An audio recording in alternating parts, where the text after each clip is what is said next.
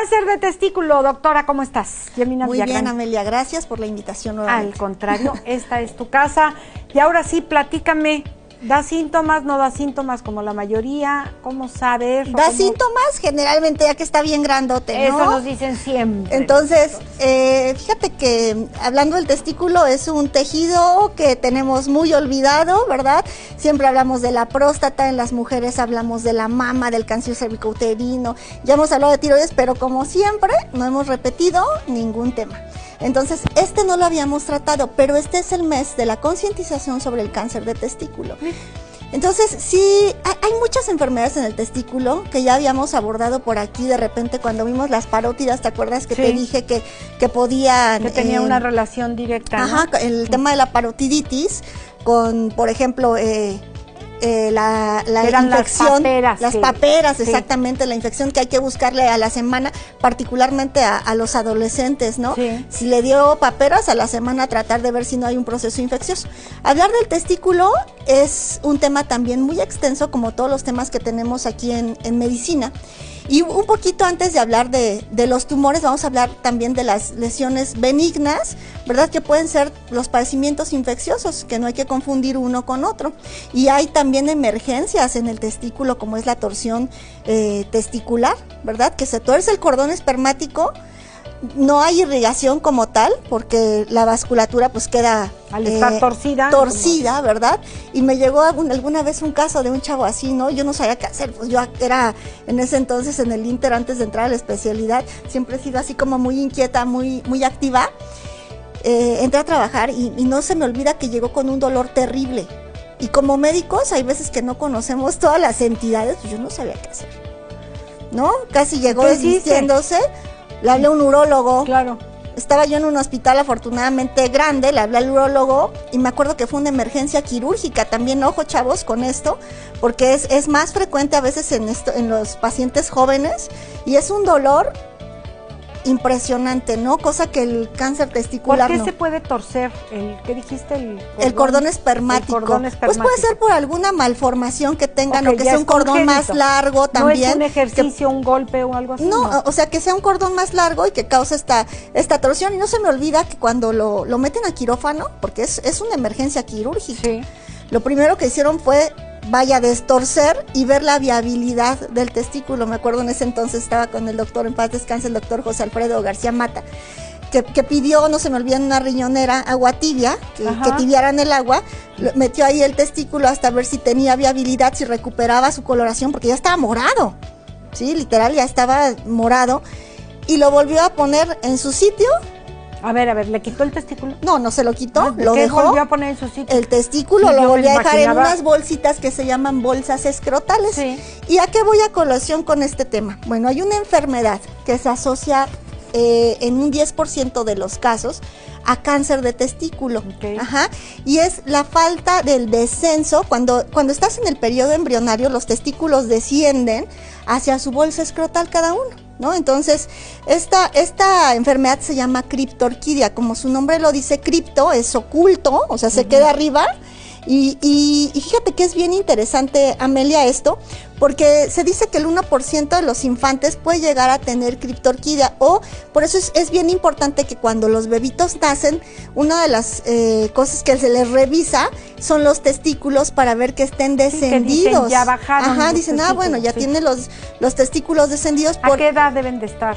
Generalmente ya en la etapa del nacimiento ya, ¿no? Pero si no, tiene que tener esa vigilancia, y si tiene esa criptorquidia, o sea, que se quede arriba. Una vez me tocó un caso de un niño con un tumor abdominal.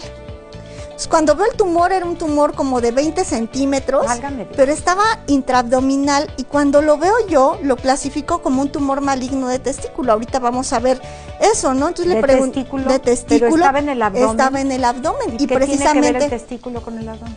A lo que voy, tenía criptorquidia el paciente, y le digo al doctor, oiga doc, ¿le revisó los testículos? Híjole, ¿y qué crees que no?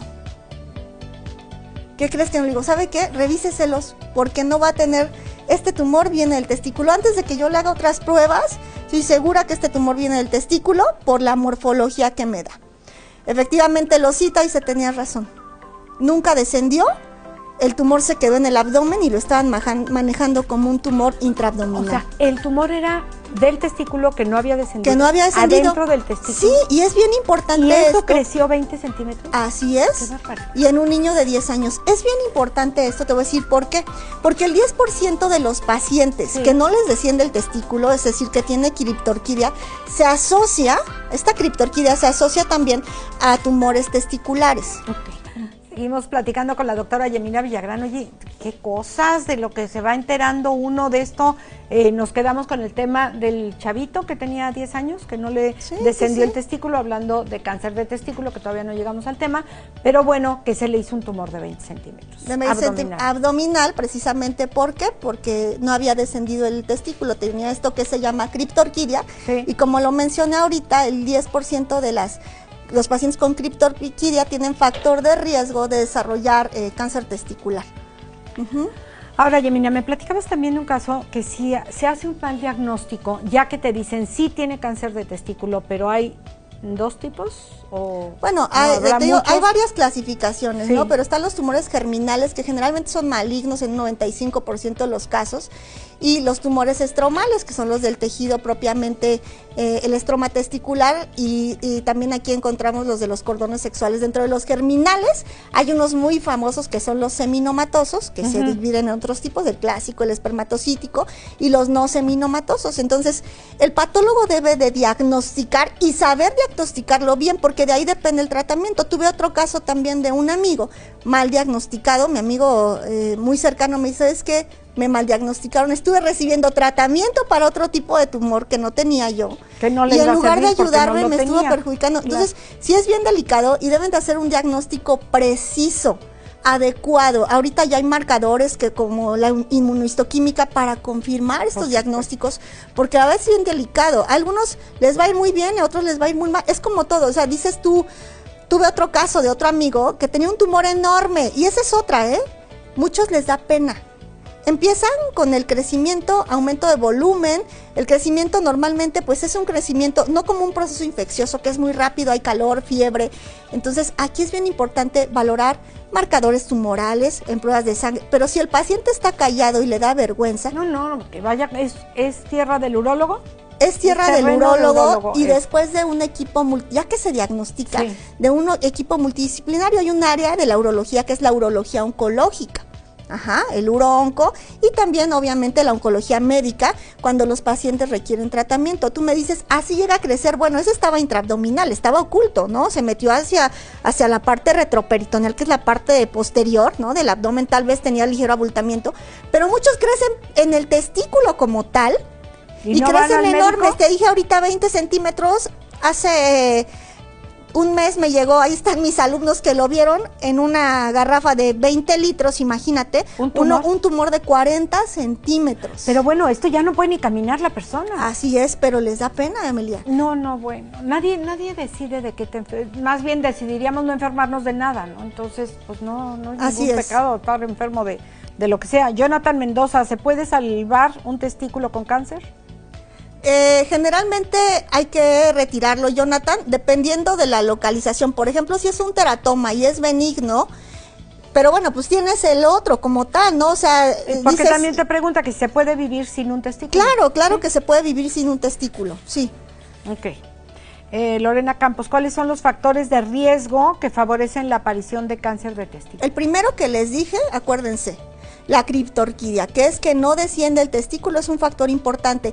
Y hay otro síndrome que se asocia otra vez, vamos a criptorquidia, y hay otro factor de riesgo importante, que si el papá tuvo cáncer de testículo o algún hermanito por ahí llega a tener, es un factor hereditario.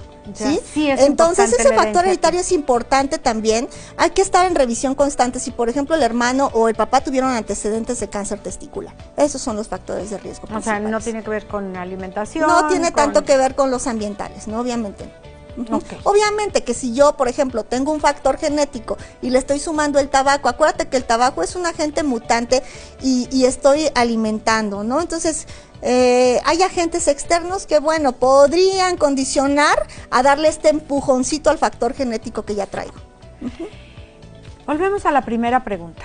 No da síntomas hasta que ya está muy grandote. Así es. Luego las novias, se escucha vulgar, pero son las que lo andan descubriendo y las que andan diciendo, ¿no? Es a lo que voy. ¿Qué tendrían que hacer los hombres? A las mujeres te dicen, te tienes que tocar, tocarte salva vidas, 7 días después de que aparece la menstruación hay que tocarte mes con mes, el Papa Nicolau, la mastografía. O sea, las mujeres tenemos mucho la cultura de cuídate porque el cáncer de mama está terrible y el cáncer cervicuterino también. A los hombres, no sé si es por pena o por qué, se oyen mucho menos campañas de cuídate los testículos.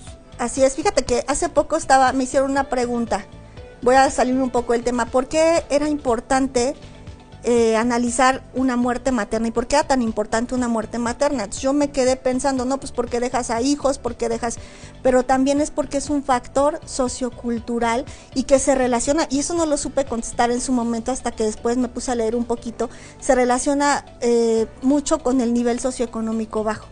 Y a lo que voy es que hay mamás que dices, pues no tengo para llevar a mi hijo al pediatra y nunca me fijé que no había descendido el testículo y que tuvo factor de riesgo. Hay veces que hasta tumores así de este tipo en niños, como este caso de este pequeñito que te digo que estaba intraabdominal, pues nunca le habían revisado los testículos, igual la mamá no lo pudo llevar al pediatra o su capacidad económica no le alcanzaba o no lo revisaron bien cuando nació, no sabemos en qué condiciones nació, y es un factor que también es bien importante, y desde mamás ahí debemos de ver cuando le estás cambiando el pañal, ¿no? Revisarlo tú como mamá puedes ver, si no tienes sus testículos descendidos, pero bueno, para eso estamos aquí, para orientar a la población, y es bien importante ahorita las mamis que me escuchan en su casa y que tienen bebés, primero vean eso, no está descendido, ok, vayan al pediatra porque puede ser un factor de riesgo. No, porque la bolsita sí está. Sí está la bolsita, pero se siente en los bebés el nodulito, ¿no? Se siente en los dos, ¿no? Si no estuviera descendido, pues obviamente la bolsita va a estar vacía, pero si no, ahí van a estar. Es el testículo, cuando tú lo palpas en los bebitos, pues bueno, se siente móvil, ¿no? Es un nodulito que se siente ahí móvil. Entonces dices, bueno, como mamá lo puedes revisar. Y si no, ¿sabes que siento algo raro? Entonces voy al pediatra y lo consulto con el pediatra, ¿sabe qué? O a servicios de salud. O a servicios de salud, claro. Exactamente. Es que yo siento, exprésale tu inquietud al doctor. Si no tienes, ve a cualquier centro de salud. No, siento que a mi bebé no le descendió. Ok, y ya eres adulto, ¿no? Entonces el adulto, aumento de volumen, enrojecimiento, de cualquier forma. Si es una enfermedad infecciosa, la debes de atender. Porque cuando no aguantan el dolor, como el caso de la torsión testicular, ¿no? Pero hay enfermedades infecciosas como la sífilis, la gonorrea y todo, que bueno, la sintomatología es totalmente distinta, ¿no? Pero aquí es un crecimiento generalmente constante, a veces son de crecimiento rápido, pero es un crecimiento, una induración diferente, ¿no? Y que lo sienten diferente. ¿Cuáles son los tratamientos cuando ya diagnosticas que sí es un cáncer de testículo? Pues aquí el tratamiento sí es quirúrgico, hay que extirparlo y dependiendo del estirpe. ¿Por qué? Porque el patólogo le va a poner nombre y apellido. Ahorita ya vimos que hay muchos tipos de tumores testiculares. Algunos les va muy bien, Amelia. El hecho de que diga, tengo un tumor testicular no significa que me voy a morir. Hay que atenderlo. Hay que darle un nombre y un apellido para que entonces pueda entrar un equipo multidisciplinario en donde interviene el oncólogo quirúrgico, el urólogo oncólogo, el oncólogo médico, dependiendo de la estirpe del tumor. ¿Quién va a dar la estirpe? Yo como patóloga. Ok. Alma Morales, ¿cómo se realiza una autoexploración de los testículos?